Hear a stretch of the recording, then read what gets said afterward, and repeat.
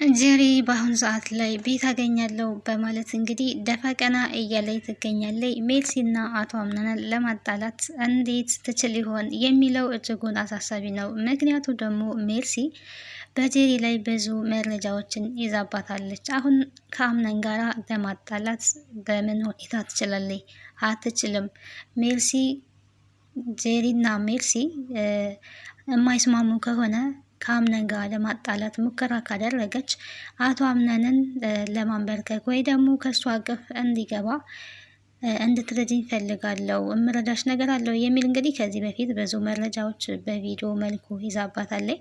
አሁን ላይ ግን እሺ ሜርሲና አቶ አምነን መሀል ጥላቻ እንዲፈጠር አደርጋለሁ ብላለች። እንግዲህ ለአምነን አያት ማለት ነው።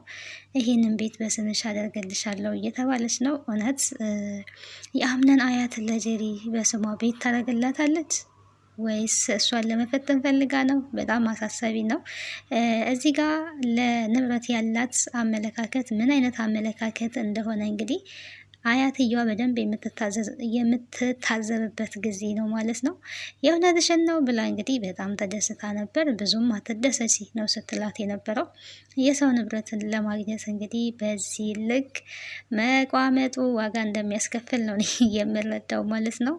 ሰላም ጤና ይስጥልኝ ውድና የተከበራችሁ የቻናሌ ቤተሰቦች በያላችሁበት የዓለም ዳርቻ ሰላማችሁ ይብዛ። ለዚህ ቻናል አዲስ ከሆናችሁ ሰብስክራይብ፣ ላይክ፣ ሼር እያደረጋችሁ ቤተሰብ እንድትሆኑ በአክብሮት ጋብዛለሁ። ተወዳጅና አስተማሪ የሆነውን ድል ድራማ ወደ እናንተ ይዤላችሁ መጥቻለሁ። በዚህ ክፍል እንግዲህ አዳዲስ ነገሮች ተከስተዋል፣ አብረን የምናይ ይሆናል። ያው እናቱ አምነን እንግዲህ ከደረሰባቸው ከባድ ችግር አሁን ላይ ወጥተዋል። በህይወታቸው የሆነው ነገር ከባድ ነው። አቶ አምነን እንግዲህ ምንም በማያውቀው ዋጋ እየከፈለ ይገኛል። የቤተሰብ እዳ ለልጅ ሲተርፍ እውነት በጣም ከባድ ነው። በነገራችን ላይ በአባብል ደረጃ የምናውቀውን አሁን ላይ በዚህ ድራማ በደንብ እያየነው ነው። የአባት እዳ ለልጅ ሲባል ብዙውን ጊዜ እሰማለሁ። አሁን ላይ እንግዲህ እናትየዋ ያደረገችው ድርጊት አቶ አምነንን ዋጋ እያስከፈለው ይገኛል። መነሻው ምንድን ነው በማለት እንግዲህ ቃል እየጠየቀ ነበረ አምነንን።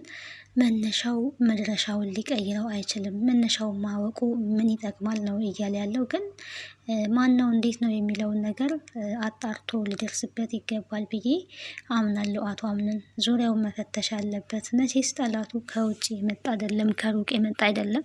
እዛው እንግዲህ አብረው የሚኖሩት ሰዎች ናቸው እንደዚህ እያደረጉ ያሉት። ሌላ ከሩቅ አልመጣበትም።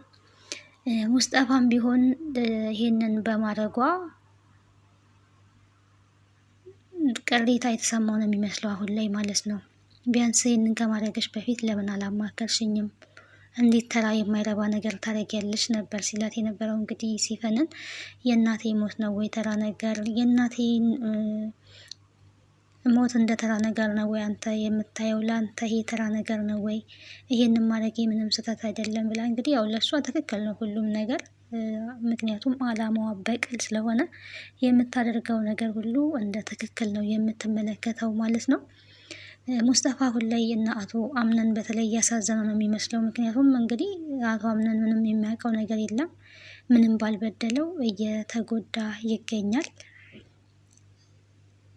ሲፈንም ብቻዋን ለሙስጠፋ ሳታማክር እያደረገች ያለችው ድርጊቶች አሁን ላይ ሙስጠፋ ምናልባትም አቁም ይለኛል ብላ ስላሰበች ነው ብዬ አስባለሁ።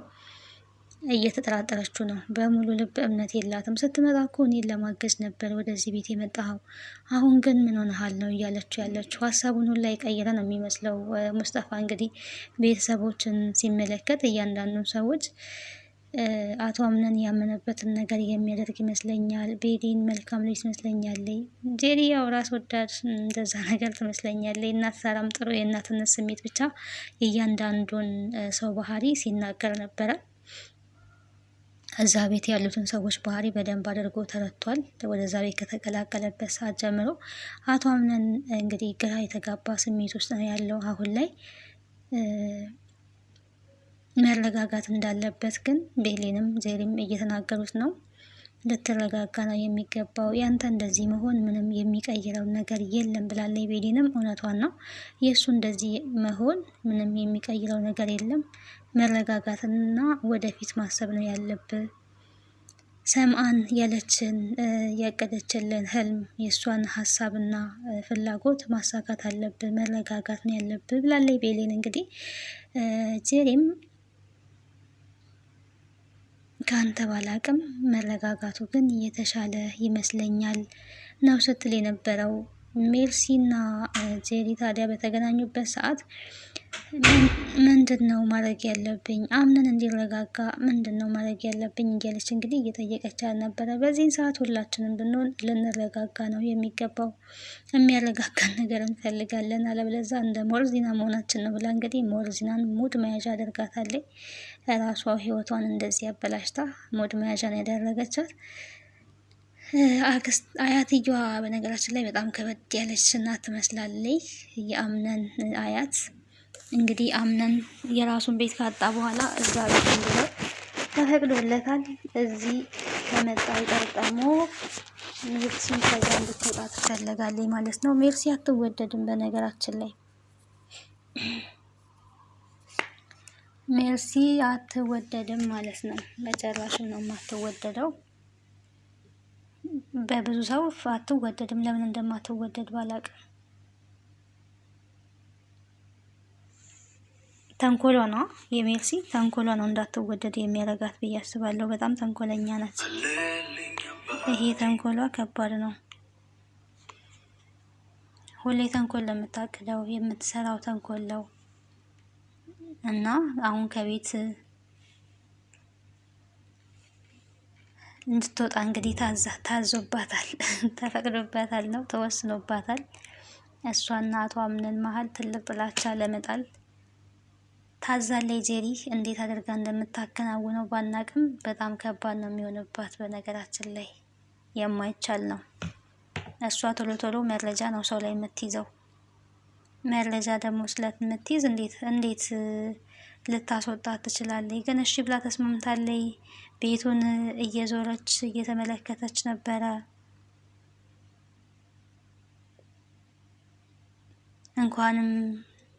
እንኳንም ያ ቤት ተቃጠለ፣ የተሻለ ቤት መጣት። ወይኔ እኮ በጣም እኮ ነው የሚገርመው። ሰው ግን በጣም ይገርማል ከምንም በላይ ማለት ነው።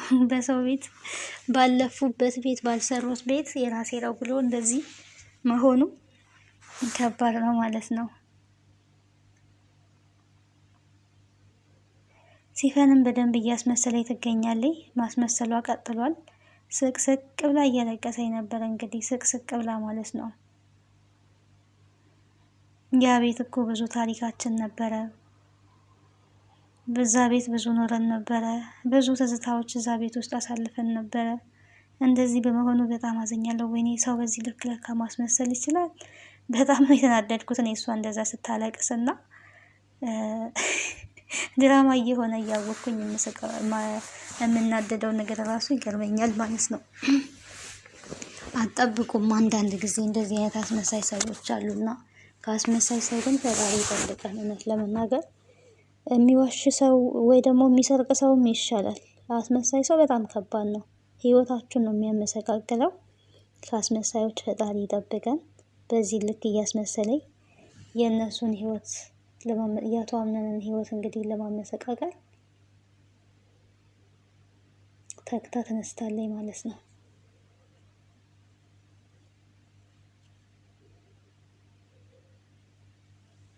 አምነን በጣም ነው ግራ የተጋባው። ይሄ ነገር አንተን ለማጥፋት ሆነ ተብሎ ታቅዶ እየተሰራ ያለ ነው የሚመስለኝ።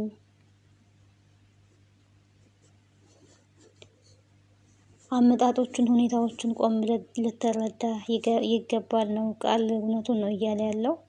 ከመጀመሪያው ጀምሮ እንግዲህ እኛ እንደተመለከት ነው በስጦታ መልኩ በእጅ መጣለት። ከዛ በኋላ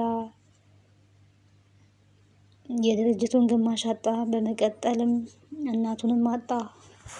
ሞርዚና እንደዛ ሆነ። ልጁን በተከታታይ በስማም እንዲህ በሰውኛ ስታስቡት ግን በጣም ከባድ ነው። በላይ ፈተናዎች በላይ ተደራረቡበት ማለት ነው። አንዱን ተወጣው ሲል አንዱን የሆነ ደስታ ሲኖር ቀጣይ የሆነ ከባድ የሆነ ሀዘን። ሰው ጠላቱን ከሩቅ ነው ሊፈልግ የሚሄደው በነገራችን ላይ ግን እዛው አጠገቡ ተቀምጦ ሰውን የሚያጠፋ በጣም ውስጥ የሚያውቅ ነው። አለ ከጎረቤት አብሮ ከሚኖር እንደዛ ነው። ብዙውን ጊዜ ከሩቅ አይመጣም ጠላት፣ አብሮ ያለ ሰው ነው ጠላት የሚሆነው። ያንን ተግባር ራሱ ባያረገው ራሱ እናንተን ሰው ማጥቃት ከፈለገም ከሩቅ የመጣው አይደለም ወይ በጎረቤት አማካኝነት ወይ ዙሪያችሁ ባለ ሰው አማካኝነት በእንደዚህ አይነት ነገር ነው ሰውን ሊያጠቃ የሚችለው።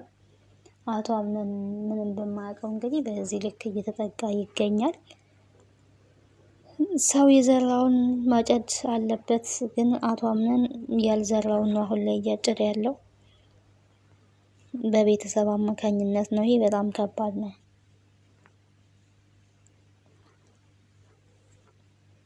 ከዚህ በኋላ ሲፈን ምን ይቀራታል ብላችሁ ታስባላችሁ? የሚቀራት ነገር ምን አለ? ሁሉንም ነገር ጨርሳለች። እንግዲህ መቼስ የአቶ አምነን ህይወት ነው የቀራት። ያንን እንደማታደርግ ተስፋ እናደርጋለን። ምናልባትም የቤቱ ካርታ በአቶ አምነን ስም ቢሆን አታቃጥለውም። ምክንያቱም ለራሷ እንዲሆን ወይ ገንዘብ ትጠይቃለች ወይ ቤቱን በስሜ ይዞርልኝ ትል ይሆናል፣ አይታወቅም። ያው ልክ የድርጅቱን ግማሽ እንትን እንዳለች ማለት ነው እንደወሰደች።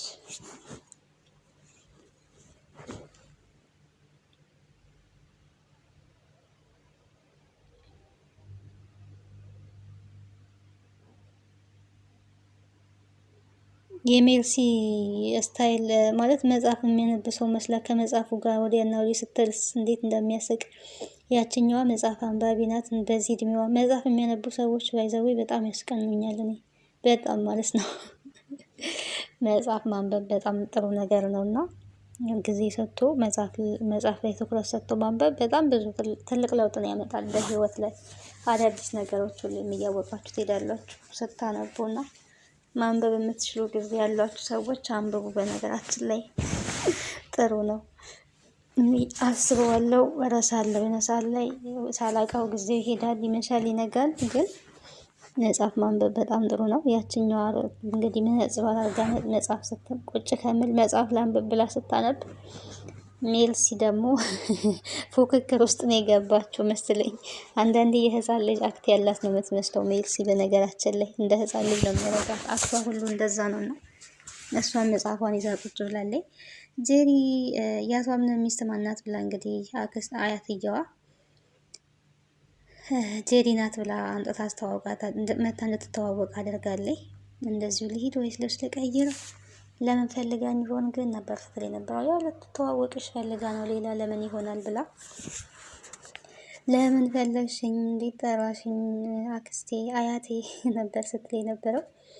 እንደዛ ይባልም አንቺ ነበርሽ አስቀድመሽ እንኳን ደህና መጣሽ ልትይ የሚገባው። ይቅርታ በቃ ምን ላደርግልሽ የምትፈልጊው ነገር አለ ብላ እንግዲህ ጄሪ ቀለስለስ ብላ ሄዳ አጠገቧ ቁጭ ብላለች። ሜርሲም እያፈጠጠች እየተመለከተቻት ነበረ። የምነግርሽ ነገር አለ፣ የምናወራው ነገር አለ፣ ግን ለማውራት መዘግየት ፈለግኩኝ ለማውራት መዘግየት ፈለግኩኝ ብላለች። ማውራት ያልፈለገችው እንግዲህ ስለ ሜርሲ ስለሆነ ሜርሲ ጋር ማውራት አትችልም እና ሜርሲ ከእሷ ጋር ዞር እንድትል ነበር ሀሳቧ። እሷ አልተንቀሳቀሰችም። ከዚህ በላይ ለማውራቱ መቆየት የለብንም፣ ስለዚህ ነይ ወደ እኔ ክፍል እንሂድና እዛ እናወራለን ብላ ነግራታለች። ማውራት ያለባትን አውርታለች። አድርጊ የተባልሽውን ነገር አድርጊ። እንግዲህ ባለቤት ልትሆን እየለፋች ነው። ያንን ተግባር ግን ሁሉም ሰዎች በቃ በወጥመድ የሆነ የተጠመዱ ናቸው። እንደዚህ አድርጊ፣ እንደዚህ ያደርግልሻለሁ፣ እንደዚህ አድርጊ፣ እንደዛ ትሆኛለሽ ብቻ የሚል ነው ያለውና ተንኮል አያጣቸውም። እንዳሉ ፋሚሊ ውስጥ የሆነ የተወሳሰበ ነገር ነው ያለው ማለት ነው። ውስብስብ ያለ ነገር ከወንጀል የጸዱ አይደሉም አብዛኞቹ ማለት ነው። ምስኪን እንግዲህ ቤሌንና እናት ሳራ ናቸው ነገር ውስጥ ብዙውን ጊዜ የማይገቡት። ሌላው ግን በወሬ የተያዘ ነው እንዳለ ሁሉም ሰው ማለት ነው።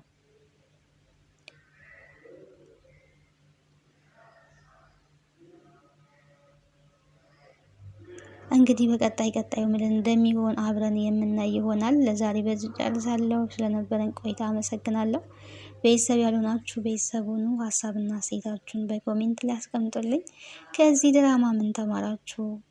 መጨረሻው ምንድን ነው የሚሆነው? ግን የአቶ አምነን መጨረሻ ምንድን ነው? ቤሌንንም ዝም እያላት ነው አሁን ላይ። በእርግጥ ያለበት ሁኔታ ከባድ ነው። ቤሌን ግን አንድ ቀን የሌላ ሰው እንዳትሆን ነው የምፈራው። በመሀል ሌላ በእርግጥ ታፈቅረዋለች፣ ትወደዋለች። ደግሞ አንዳንዴ ያፈቀራችሁ ሰው ዝም ብሎ የሚጃጃል ከሆነ ከባድ ነው። የውሳኔ ሰው ካልሆነ ከባድ ነው። ሴት ልጅ አንዴ ከወሰነች ወሰነች ነውና አምነን ወደ ውሳኔ መግባት አለበት። የውሳኔ ሰው መሆን አለበት። ከዚህ በላይ ምንም ልታደርግ አትችልም። ምክንያት የለውም። አሁን ላይ ቤሌንን የራሱ የማያደርግበት ምንም አይነት ምክንያት የለውም። ውሳኔ ብቻ ነው የሚቀረውና በቃ ካፈቀራት ከወደዳት በአፉ ብቻ ሳይሆን በተግባር ሊያሳያት ይገባል። ሚስቱ ማድረግ ካለበትም ሚስቱ ማድረግ አለበት። አሁን ላይ ምንም ነገር ማሰብ እየቻልኩ አይደለም ብሏል። ያው የደረሰበት ነገር ከባድ ስለሆነ ነው። ተረጋግቶ እንግዲህ የሚያስብበት ጊዜ ይመጣል ብለን እናስባለን። ያንን ጊዜ እንጠብቃለን። ደህና ሁኑ። በቀጣይ ቪዲዮ እንገናኝ። ሰብስክራይብ ያላደረጋችሁ ሰብስክራይብ አድርጉ።